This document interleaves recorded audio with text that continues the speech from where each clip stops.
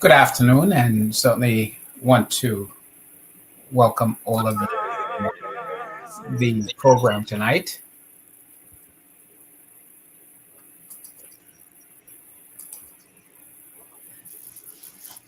And so, this is the Full and Abundant Life, and I'm hoping that the Wait a minute. feed will pick up and we'll be able to proceed.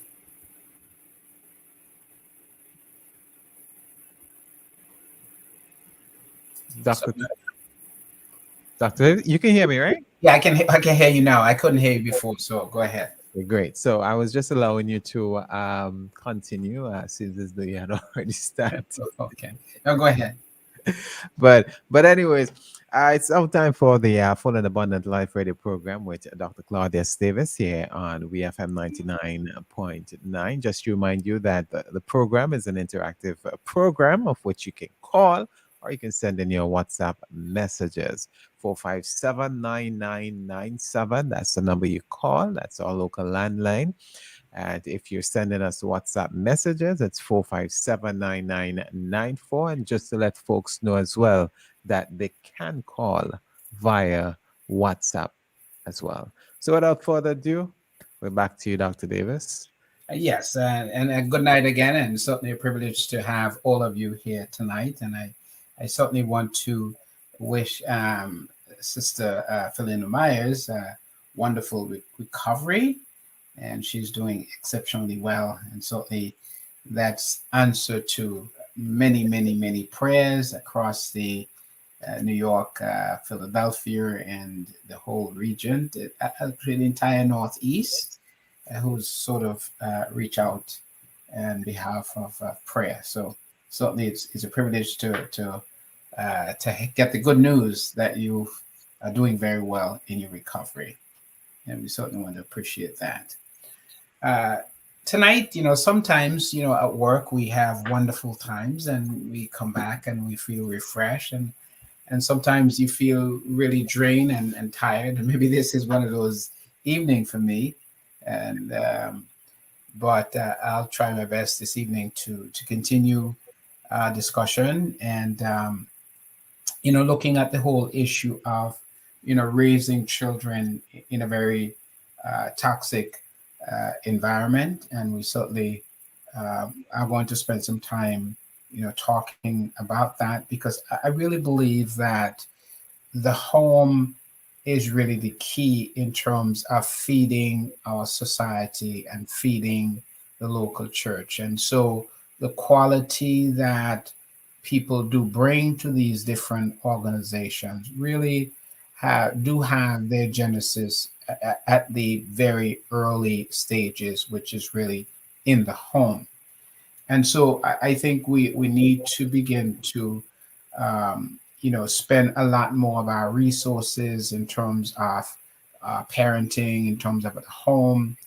And so in the long run, we'll be able to have a better, more gentle society in which we all can go ahead and live. So tonight, again, this is, as was mentioned, this is certainly an interactive program, and we'd certainly like to hear from some of our listeners to kind of share your thoughts and share your ideas on some of the things that we truly have been talking about, and we'll continue to talk about.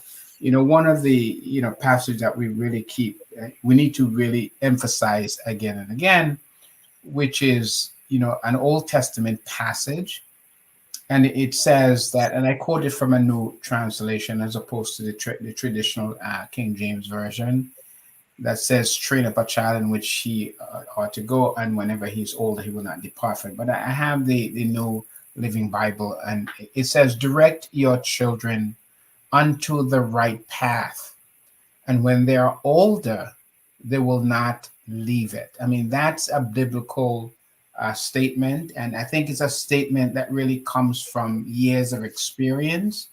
And so I think it's still a valid piece today, and there are many, many debates about that. But I think as a society, we tend to allocate a lot of monies, and sometimes in the wrong direction. I think we spend billions, trillions on weapons. We spend, a lot of millions in terms of warehousing bad people in prison systems and jails and so on. And we do that. We spend an enormous amount of money on drug rehabs, rehabilitating people, who have, destroyed their lives. And so in a way, we seem to be always cleaning up on the wrong side of things. And instead of us begin to reallocate our monies and our efforts and our resources in terms of strengthening our families and strengthening our homes, then we're going to see a better and more gentle world in which we can live. I mean, if you go to, in the United States, I think just about every home that you would see have cameras up and security systems.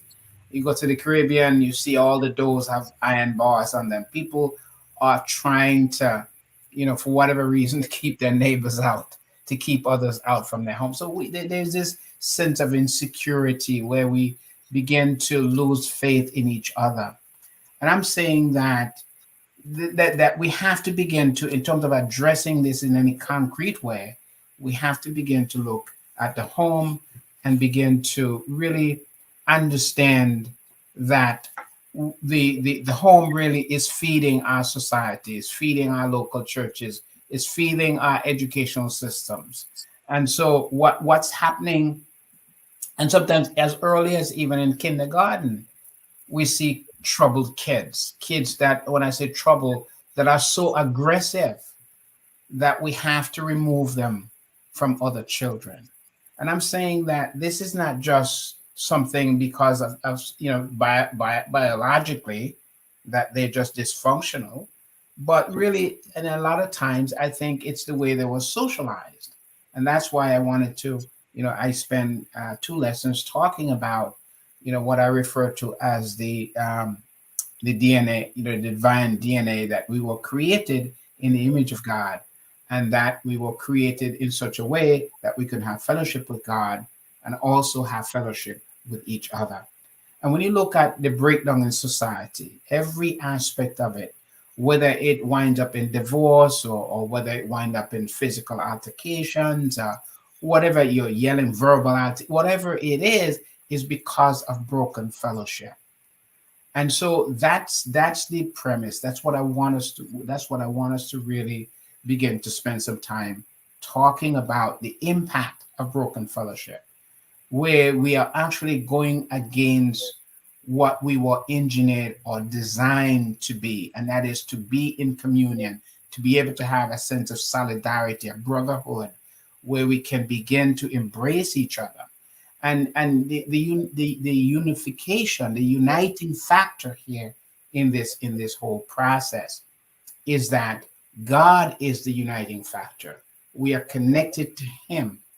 And through that connection, through that fellowship, then we begin to connect with each other, one another.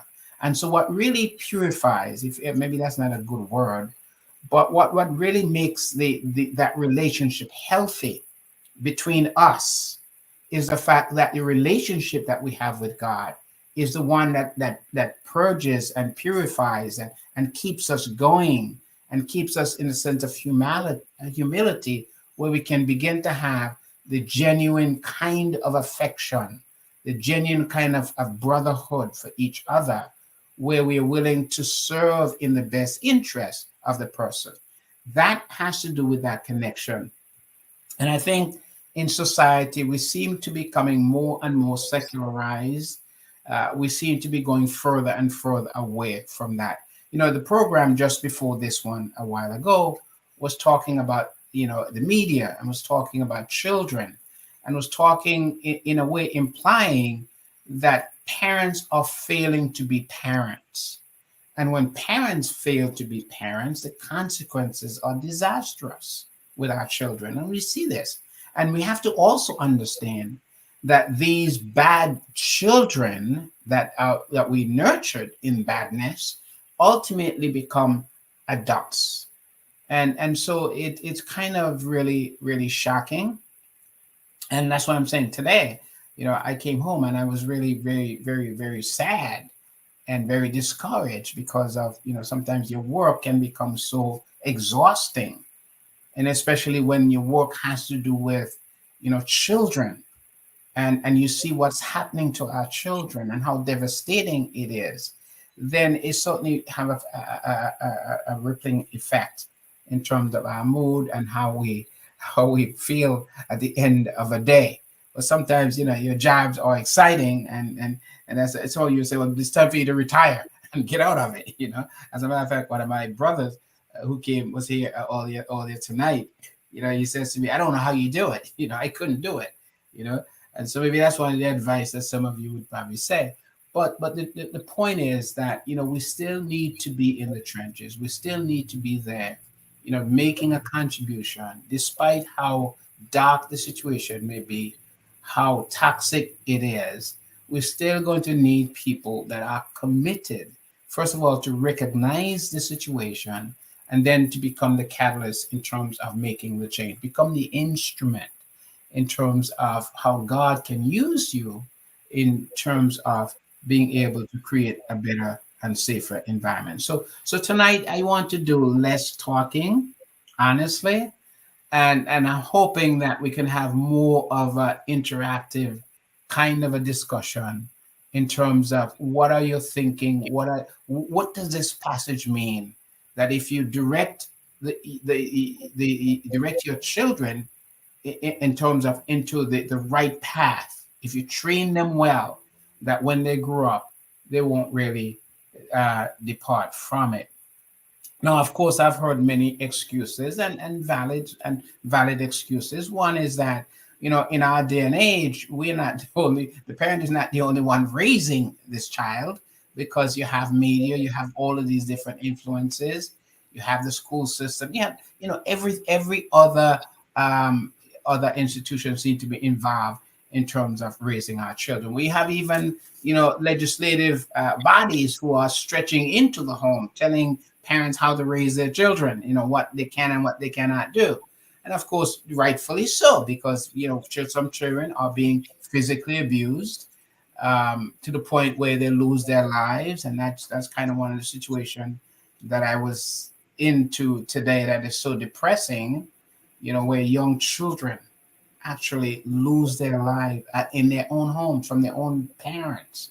And so it's very, very depressing. And I'm sure that the same thing is also true in St. Vincent and in the Caribbean and around the globe, that there is this inhumane kind of deeply entrenched kind of ways where we're going after each other. And so, my argument tonight is that, bad children do turn into bad adults. And so a lot of the remedies that we seem to be having for the adult, sometimes they don't work because of the characters has already been shaped. And so I'm saying we may have to take a step back. And yes, it's a long haul. It takes a lot a lot for that to happen. But still, we're going to have to begin to rearrange our priorities. And our priority has to be in terms of strengthening our homes and taking some serious look at, how we are raising our children. What are some of the kinds of what our legislators are in fact doing and thinking, and whether it's enhancing the quality of life of our children in our homes, or whether it is devaluing that. So these are some of the discussion. But tonight, like I said, I really don't want to be, I really didn't want to do this program tonight because I was so discouraged from my work experience today, that it's sort of still weighing on me heavily weighing on me. And so I really would like for us to sort of interact more and talk really about some of these things and see what your thoughts are. I talked last time about the fact that we were created in the image of God, that God's DNA is in us. And when the child comes into the world, it is now the parents' duty to nurture that DNA, to nurture that likeness, that child can become a healthy individual. Unfortunately, there's a phrase that I thought I saw this evening that I really wanted to share because it is such a powerful statement, and I think some of you may not necessarily agree with it. And this was said by Fabian, which is the one of the a British object relation theorist, and he made this statement. And like I said, some of you may not necessarily agree with it, but I thought, I'll share this. And he says the root of psychopathology and human suffering is maternal deprivation. Ideally, perfect mothering results in a whole, no fragmented ego with a full sense of self. And so his argument is that all of this human suffering, everything that we're experiencing, the pathology, the mental health issues, the criminality, the conduct disorders, all of these horrible things, this man, this psychologist, is saying in his research, working with children, is concluding that it is maternal deprivation. And that if you don't have this environment where you have mothers who are solely committed in nurturing this youngster, then what will happen is that youngster will be raised with a host of problems, which would be maladaptive thinking, maladaptive behaviors, mental health issues, criminal issues, conduct disorder, all kinds of things that eventually, as they get older and older, it becomes a danger to all of us and threatening to all of us.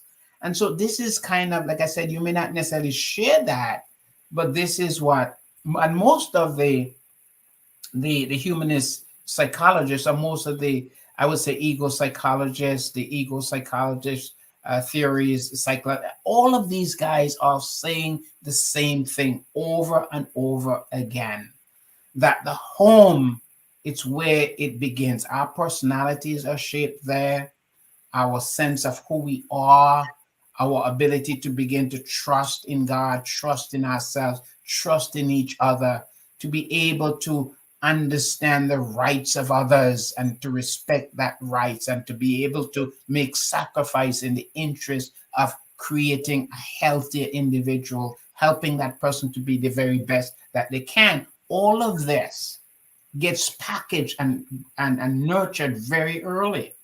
And when something goes wrong, it creates a situation that that we have to pay for later as we go through life. So certainly, I would like to really hear from you all. I certainly want to recognize Grafton. He was having a wonderful vacation, and so I'm assuming that he's back. Grafton, it's certainly a privilege to have you here tonight.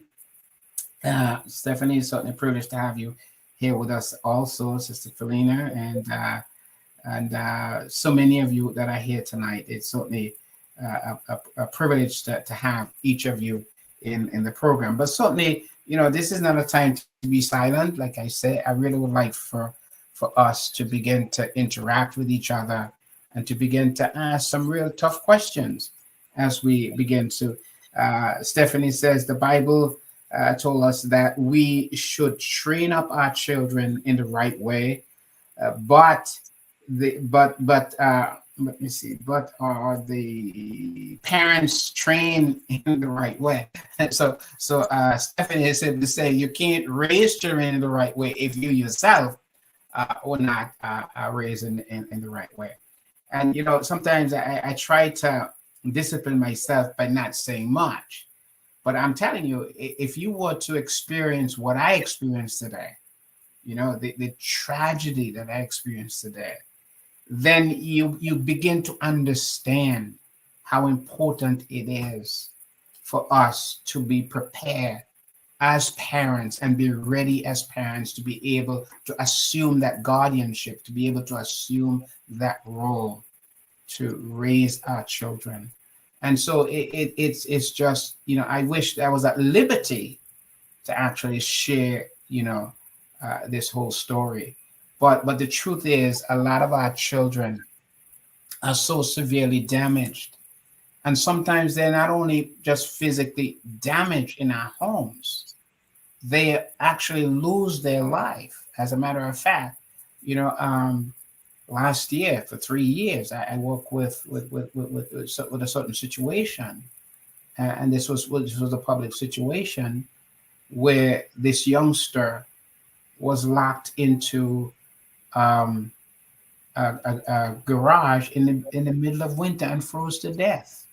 I mean, these are the kinds of things that as counselors that we sometimes find, we have to deal with on a daily basis. So I'm just saying to us, looking from where I'm looking, from my vantage point, that we certainly are not doing enough to protect our children.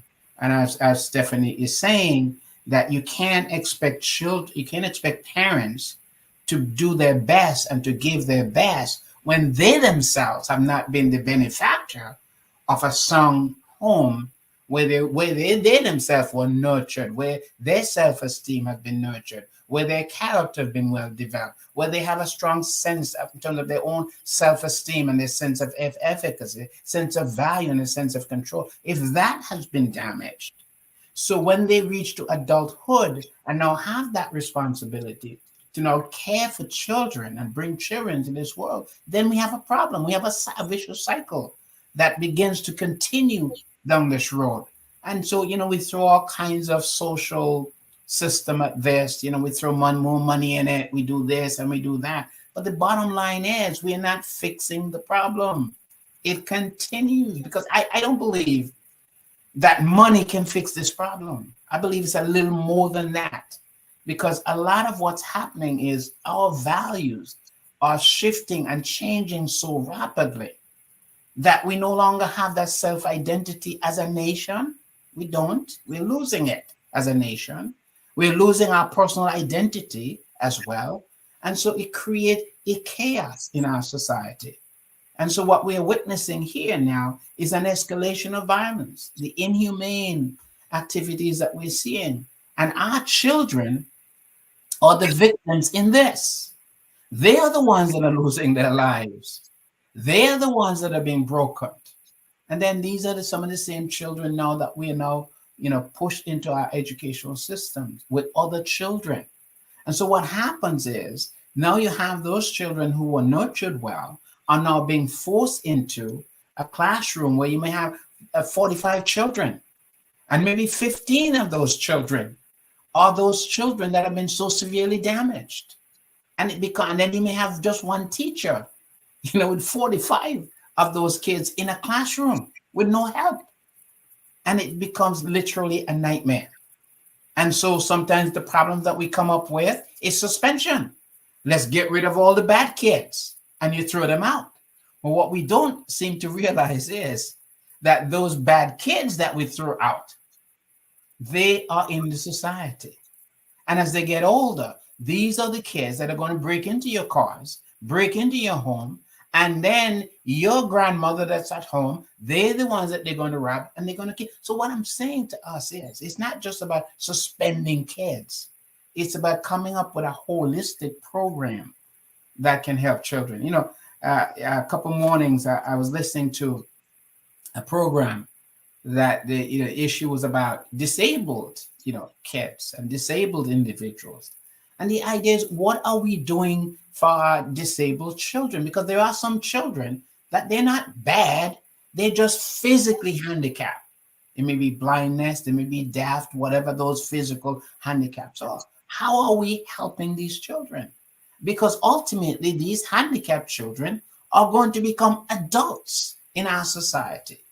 And are we having the programs that are going to be able to help these children to develop skills that they can use those skills in order to support their own families and support themselves? And so I think we really need to begin to think in terms of having a holistic program so that we can begin to create a healthy society. So Felina says, thank you. Okay. I appreciate. Okay. Yes. Uh, thank you. You've been praying for me too. You remember, you always pray for me every morning. So I was just returning a little bit of what you've given to me. So thank you so much, and continue to do that. So again, especially for those of you in St. Vincent and the Grenadines, we certainly would like to hear from you. Pick up the phone, drop us a text. Kamal is there. He's certainly waiting. And for those of you who are certainly on the Facebook page, you certainly can interact here as well. We will share your thoughts and your ideas with the audience, the radio audience, and so we can all interact. But I really don't want to do all of the talking tonight. I'm just basically, trying to avoid being all of that. One of the great, in my book, one of the great psychologists, ego psychologist Kohut, I mean, he made this statement. He says, "We are born in relationship, and we die in relationship." And so the point here is that we are created in order to have fellowship with each other, to commune with each other. And so we are becoming more divisive in our society. I mean, it's white against black and rich against poor and one country against another. I mean, there's all husband against wife. And I mean, everybody seems to be just, mean and going after each other. And that's not stopping. It seems like it's escalating. The more stressful we are, the more we are angry and we're frustrated, and we want to begin to get out there and let people know how we're feeling in a very negative way. So let's begin to please. I'd like to hear your response. I'd like to hear your thoughts. Like I say, I don't want to certainly be the only person that's talking. I certainly want to know what you're thinking, what your views are, and you can share that with us.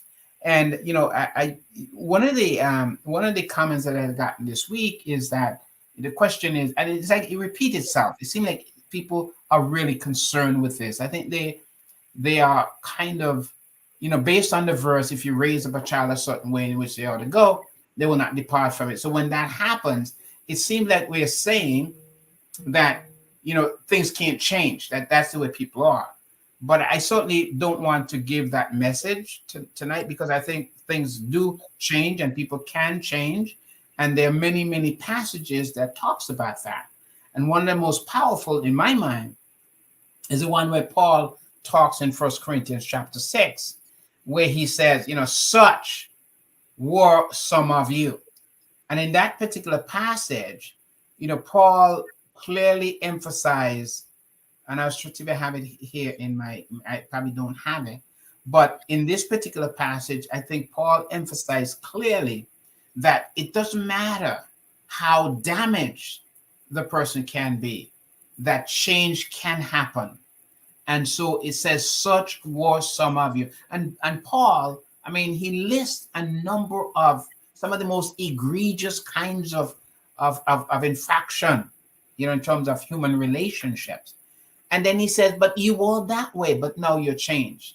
And he mentioned, because you're justified, you've been washed, you've been sanctified. And really, he was talking about the efficiency of the blood of Jesus, his sacrifice on Calvary, what that means. So we can change, and we ought to change, but we have to begin to start. We have to start somewhere, ultimately, for that to happen.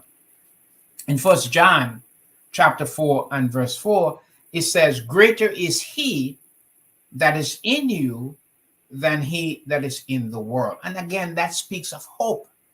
It's an optimistic kind of a schema that says that despite what's in the world, despite what's going on with you, that there is in residency an enormous power, which is the Godhead itself, is in residency. And he's not just passive. God is there colonizing, transforming that old way of life, transforming that old personality, and slowly creating a new one where we can begin to reach out to each other and to love each other and to honor each other. And that's why I think Christianity, to a certain extent, sometimes become nothing more than a sort of a social club, has nothing to do with life transformation, life transformational power, because the church is about the full and abundant life. It's about the transformation of life. And the way we're going to do this is not necessarily by throwing more money at the situation, but rather bringing modeling through other human beings where we can model to each other to help to understand what it truly means to stand in grace and to experience the goodness of God as we share that. We have to be the reflector of God's power. Yes, there is God's power, but children aren't going to experience the power of God or the grace of God unless it's being mirrored and modeled through the life of those who are closest to them, which would be mom and dad.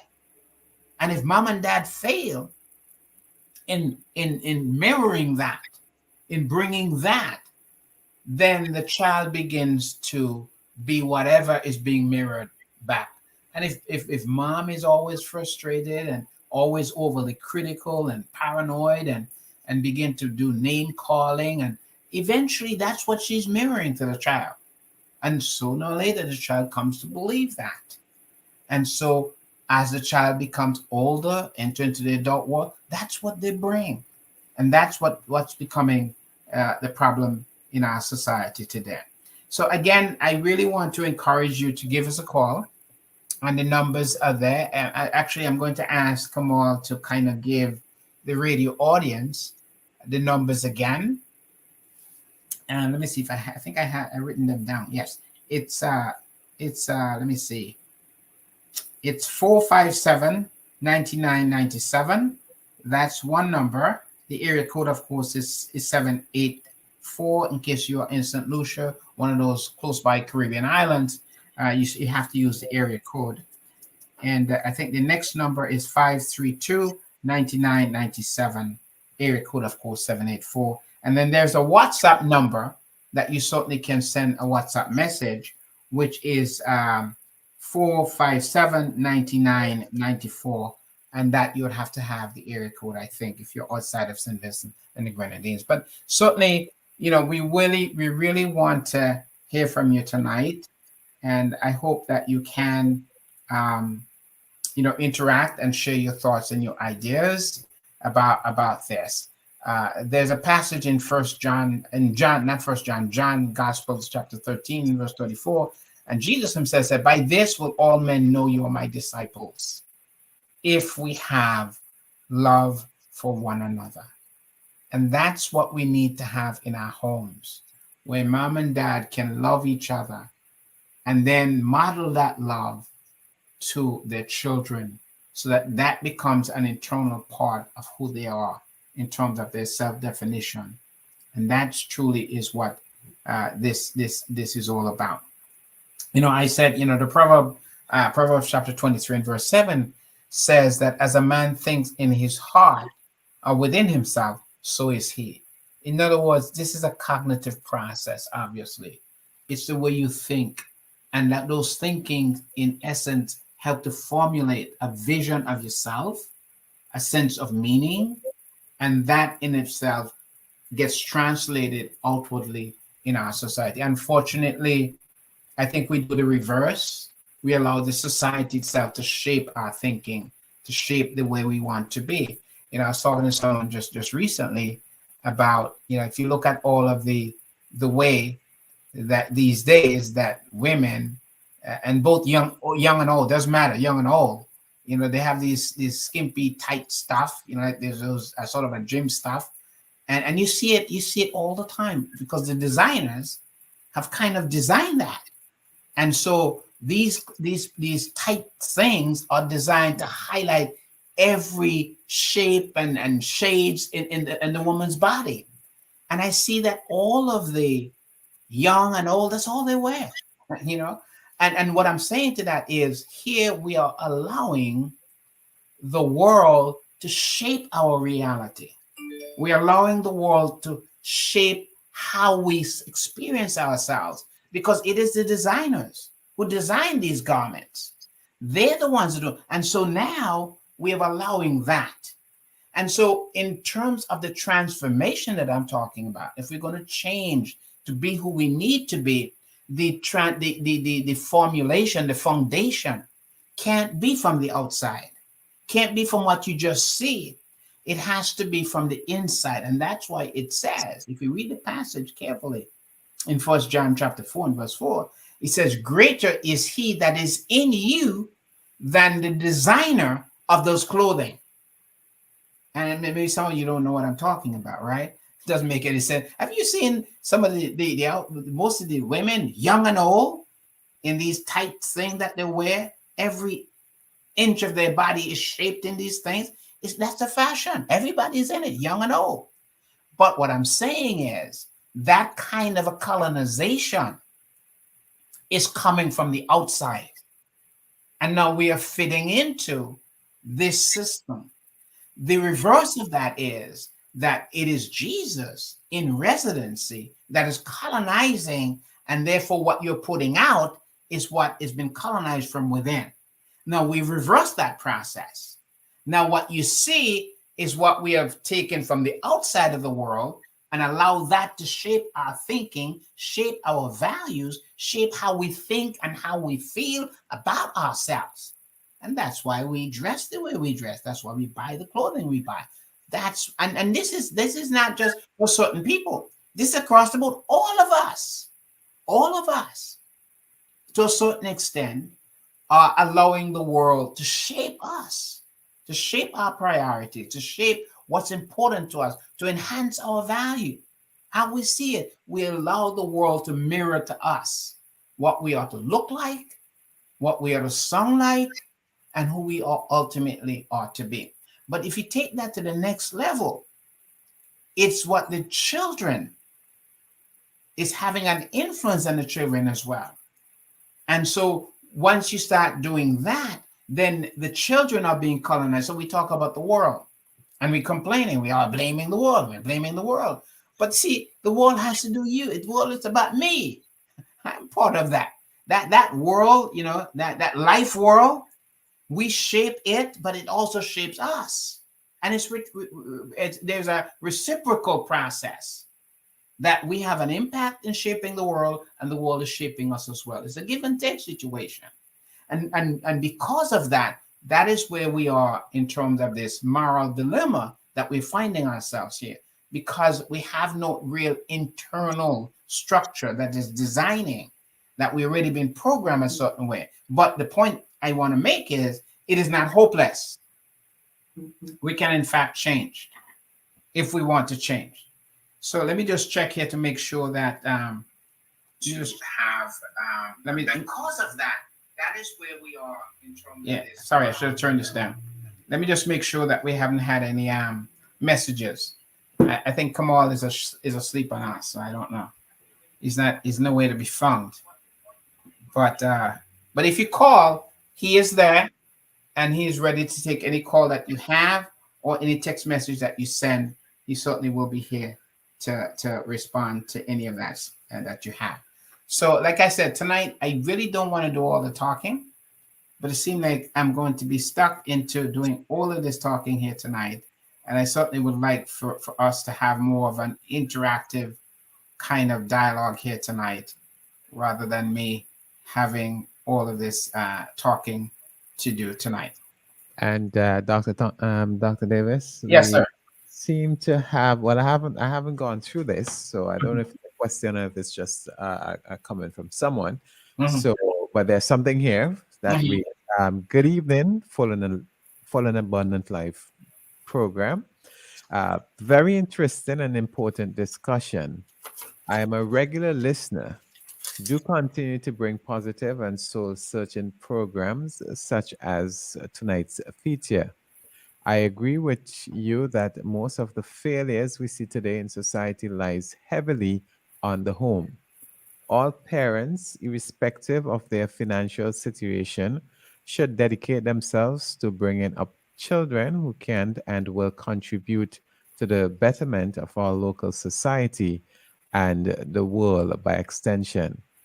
If we can understand that God plays a very important part in our lives, it would go a long way in making our homes better. God bless.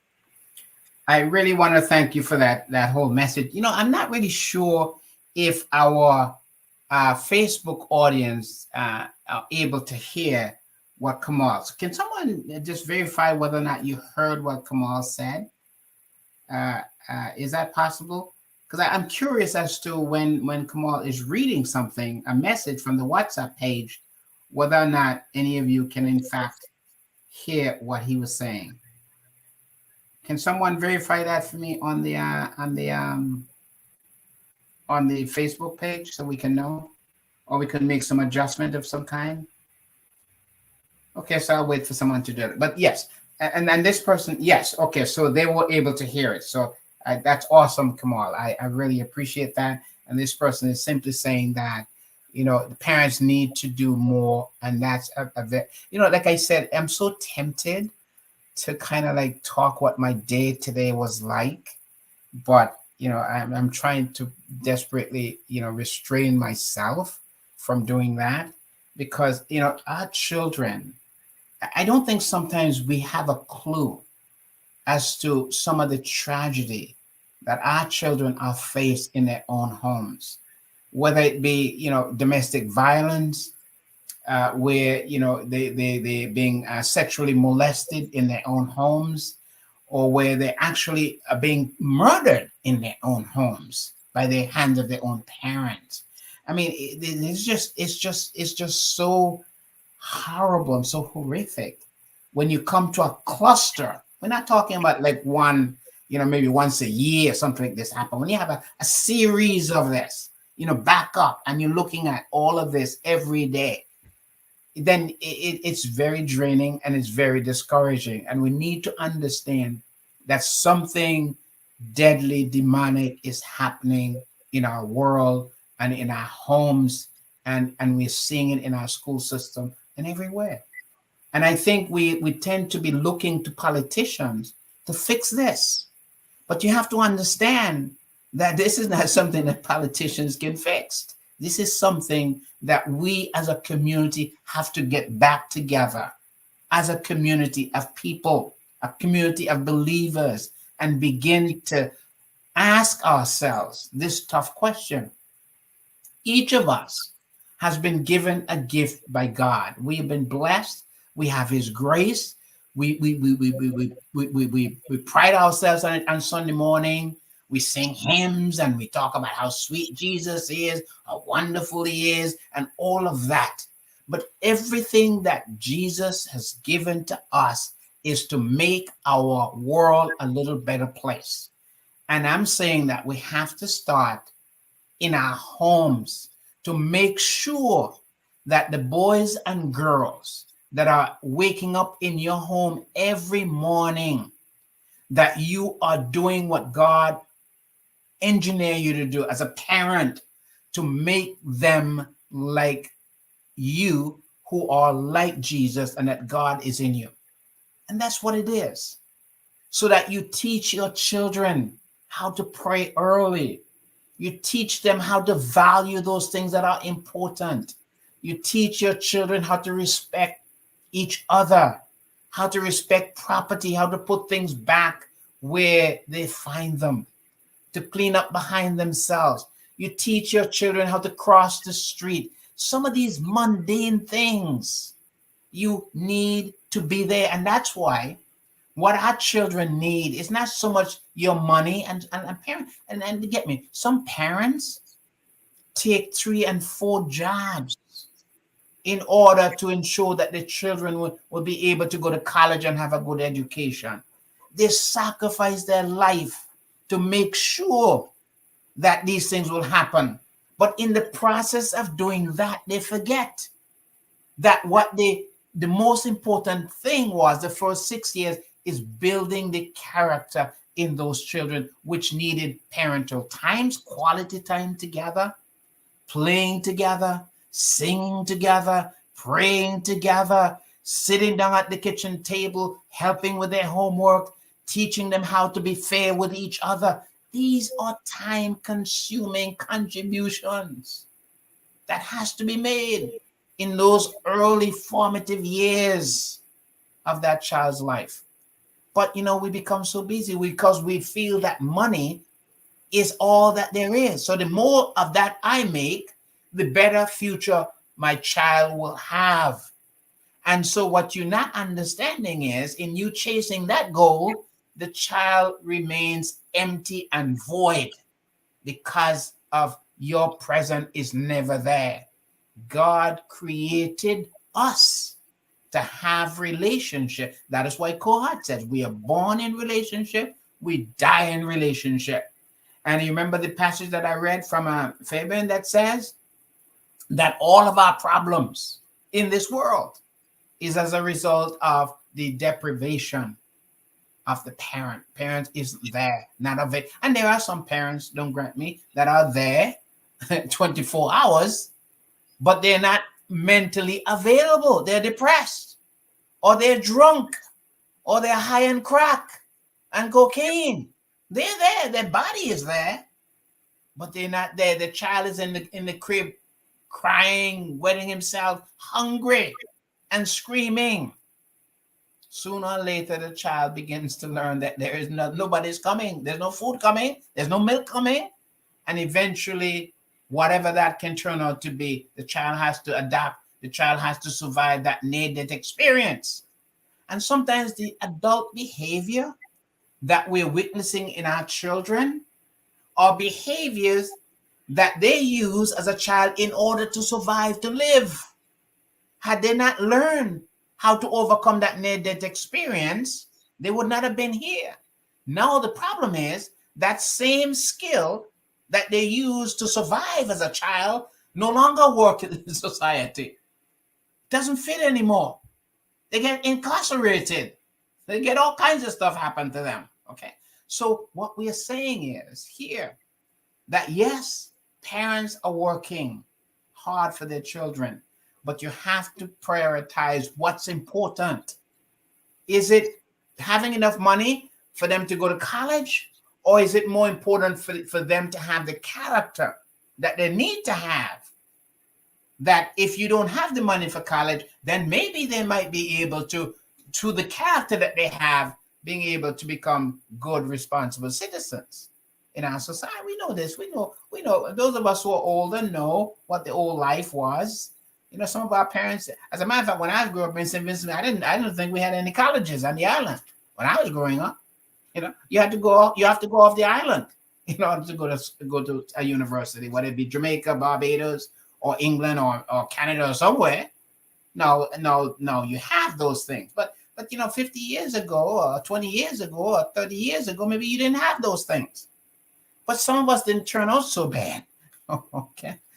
I mean, we have more kids now with more degrees, but the degrees aren't seem to be doing what it's supposed to do.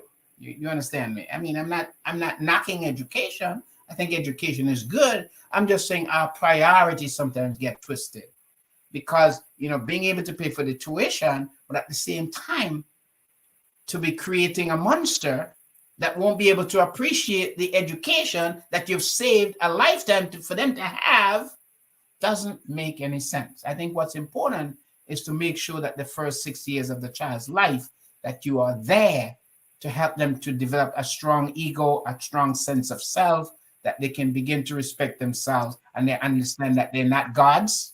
They're not that, they can't be narcissistic in terms of thinking that everything has to be their way. If not, they're going to take up their marbles and run, or they're going to run you over. I mean, we have a lot of adults, narcissistic individuals like that, but they were nurtured that way. They were nurtured that way. And I'm saying that's the home that they came from. And so we've got to begin to understand that it's really important that we begin to understand, that how important it is for us to spend quality time. And people don't like when I say this, but God who set this program up at the very beginning said that the woman should be in the home nurturing and raising the children, and that the man, by the sweat of his brow, he was going to go out and work. Now, I know a lot of women don't like me to say that. They feel like, hey, come on now, what are you talking about? This is old age. This is a new age. Well, guess what? in this new age where both mom and dad are doing 3 and 4 jobs, and that the child is being raised by a daycare center or whatever, there is a price for that. And the price is going to be a lost soul.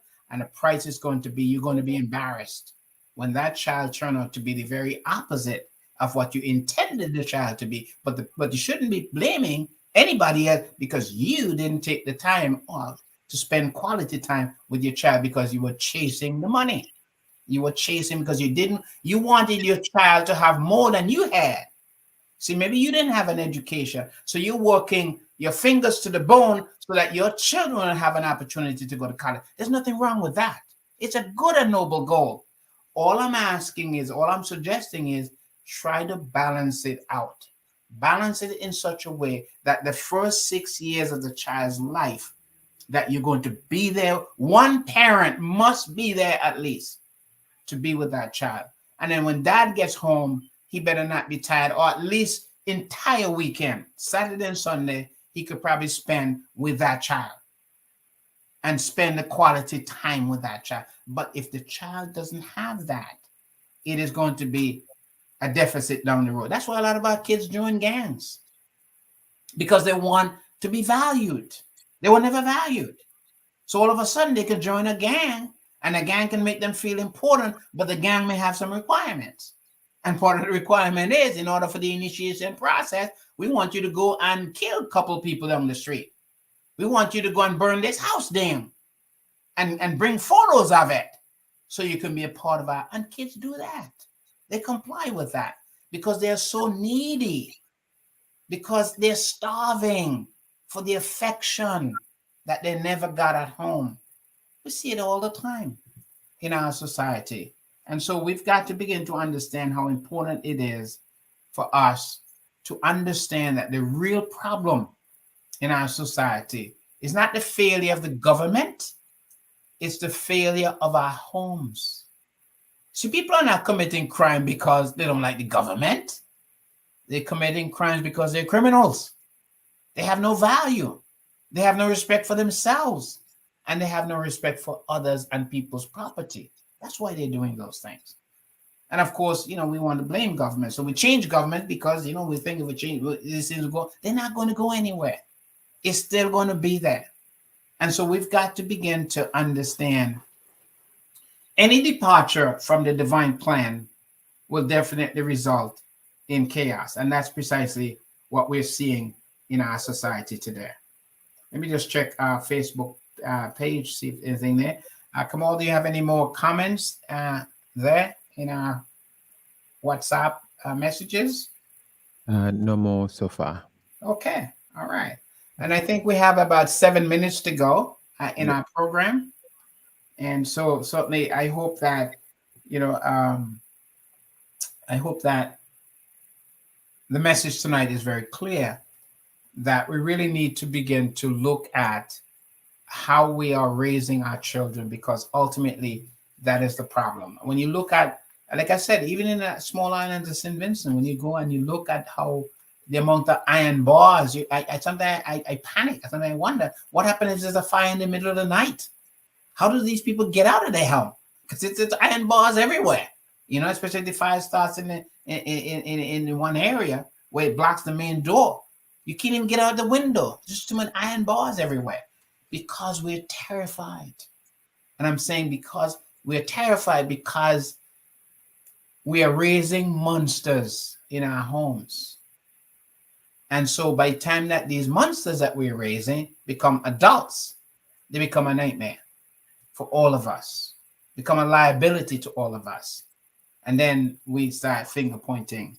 And I'm saying we can reverse that process, but we do it in a slow way, by beginning to put some emphasis on the family system. Understand, the family is the key. The family is the chief educational system that educates our children. It is the family. It is the foundation that shapes our character, our ambitions, our goals and objectives are shaped in the family. And so if we neglect the family, what we're going to have is chaos in our society, and it is deserving. It is deserving. A community that rejects or refuses or turns its back on family life is deserving of what exactly it gets. And that's what it will get. It will get chaos. And what we're seeing in our society is chaos in many places, in many instances, because we have neglected the family for too long. And part of that process, we have neglected the biblical principles. We've trampled our foot on those things. And so that God no longer, in this country, in the great United States, if a teacher were to begin her class with a prayer, she will be terminated. If a teacher in this great country, this so-called great country, if that teacher were to take up the Bible and begin her class by reading a Bible verse, she will be terminated. And yet we live in this delusional world that this is a great society. Can you imagine this? A teacher can read Shakespeare. A teacher can actually turn on a YouTube with a program with women half dressed in the classroom, two men kissing each other in the classroom. But this same teacher will be fired if she were to bring the Bible and read a verse in it. I mean, does that sound right to you? Does that sound like a society that you want to live in? Does that sound right to you that this is a society that is great? This is a society that is bankrupt. This is a society that is in a meltdown. I'm telling you that this country is on a meltdown. It's beginning, empire comes and empire goes. And we are witnessing the destruction of this empire. And the major destruction is not coming from the outside. It's coming from the internal rottenness. And that was one of the reasons that the Roman Empire fell. It wasn't just because of the external invasions, external enemies, but it was from the internal rottenness, from the nation itself that happened. And this is part of the meltdown that we're seeing in the United States right now. It's the internal rottenness. It's the festering. It's the sore, the disease that is there. And believe me, it's on a meltdown. So, we can say whatever we want to say. We can put blinders on. And many of us have blinders on. We do. And people have a way. Denial is like a survival skill. If it's too horrific, we deny it doesn't exist. Doesn't exist. And that certainly is I see that all the time. People feel by denying it, somehow it's going to disappear. It's like a coping skill. Yes, as a child, it used to work. But as an adult, denial never works. Never works. A child, in order to sleep, have to pretend that dad beating mom will end soon. So he put his head under the pillow and go to sleep. Okay? As an adult, that skill no longer works. You have to take responsibility. You have to begin to make some decisions, and you have to make some choices. And sometimes some of the choices that you have to make are tough choices, difficult choices. I had one mother the other day says to me, look, my son, I raised him, I taught him not to do drugs, and I told him that the moment that he's arrested for doing drugs, don't ever call me. Because the moment he calls me and I found out what it is, I'm hanging up the phone. And sure enough, that's exactly what she did. And he complained that mom's able to bail him. No, mom said, I will not. Because I didn't raise you that way. I told you that way. But now you're a man. Okay. Obviously, we can debate. We can debate that, mom may have made a mistake earlier, but at least this mother made a pledge that if you ever get arrested for a crime that you've committed, don't call my number. There are not many parents like that out there. Parents sometimes, their child is always the best of best, no matter what they do. We have parents.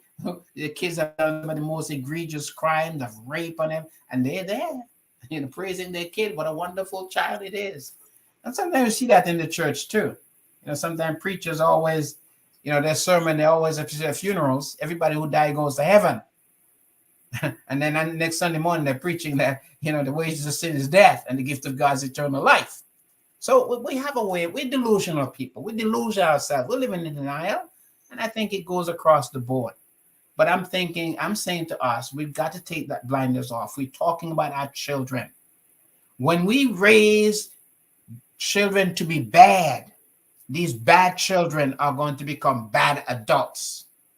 And there's a price to pay. And it's going to cost our taxpayers dearly because we have to house them. We've got to feed them. We got to provide them. It's very interesting. Sometimes we laugh. If you have a dental problem, and some of us in our workplace, our insurance don't cover dental. But you commit a crime and you go in the big house, you get free dental. You get everything. You get food, you get medicine. And as a matter of fact, people come to your room, your cell, to bring you your medicine. Okay, you don't even have to get up to go get it. They come and bring it to you. It's a privileged system, isn't it? Because there's a price. But you know who's paying for that? You're paying for that. The taxpayers are paying for that. Okay? I mean, that's just a little piece. Maybe I shouldn't have said that. Okay. Kamal, I want to say good night to you, sir. It's been a privilege and to be here tonight. Maybe I'll be in a much better mood next week, hopefully. I hope you do feel better. I truly hope so. But these are trying times, and it does. I don't care how strong you are. Eventually, some of these circumstances is just too much. They just knock you down. They take all the joy out of you. They do say that trials only come to make you stronger. But in this case, believe me, it did not make me stronger today. It makes me much weaker. I mean, there's just some things that it's just, I don't know how you can live with that. It just beyond, the situation. But anyway, it is what it is. It's wonderful. I thank all of you for being here tonight on our Facebook page. It's certainly a privilege to have all of you here and so on. So God bless and have a great time. See you all next week. Maybe I'll be in a much better mood next week. Okay? I know you would. You would be. We get a few minutes after 10 o'clock here in the Eastern Caribbean, and you will listen to the Full and Abundant Live radio broadcast with Dr. Claudius Davis. This program comes your way each and every Wednesday from 9 until 10. God's willing to join him next Wednesday right here on the Clean Fresh Song for another Full and Abundant Live radio program. Well, St. Vincent and